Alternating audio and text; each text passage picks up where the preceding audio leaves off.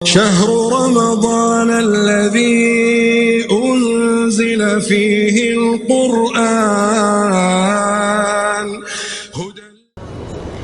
اسی لیے علماء نے لکھا ہے کہ جو آدمی سونے میں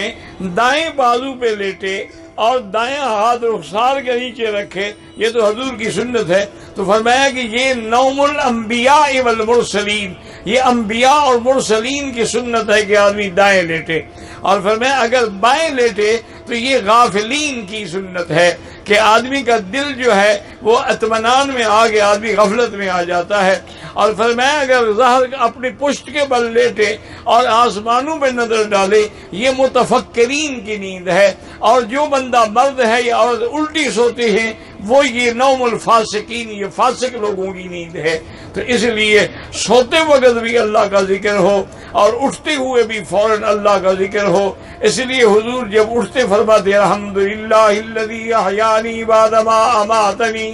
یا اللہ تو نے مجھے زندگی دی موت کے بعد، اور فرماتے لا الہ الا اللہ وحدہ لا شریک لہ لہ الملک ولہ الحمد یحیی ویمیت وہو علی کل شیء قدیر۔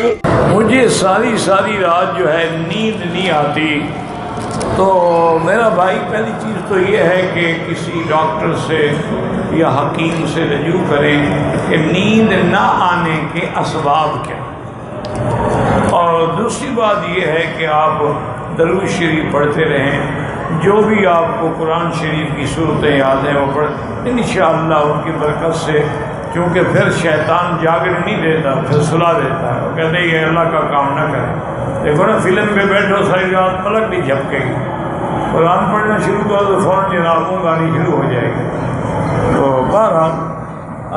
اصل علاج بھی کراؤ اور اسی نیت سے زمزم پیو، سر پہ ڈالو، منہ پہ ڈالو۔ کافی عرصے سے نیند نہیں آتی ہے کہ دوائیاں کھا کے، تو یہ سورۃ الکہف کی آیت ہے نا وَضَرَبْنَا عَلَىٰ آذَانِهِمْ فِي الْكَهْفِ سِنِينَ عَدَدًا، یہ رات کو پڑھتے پڑھتے سو جاؤ، انشاءاللہ نیند آ جائے گی۔ شهر رمضان الذي أنزل فيه القرآن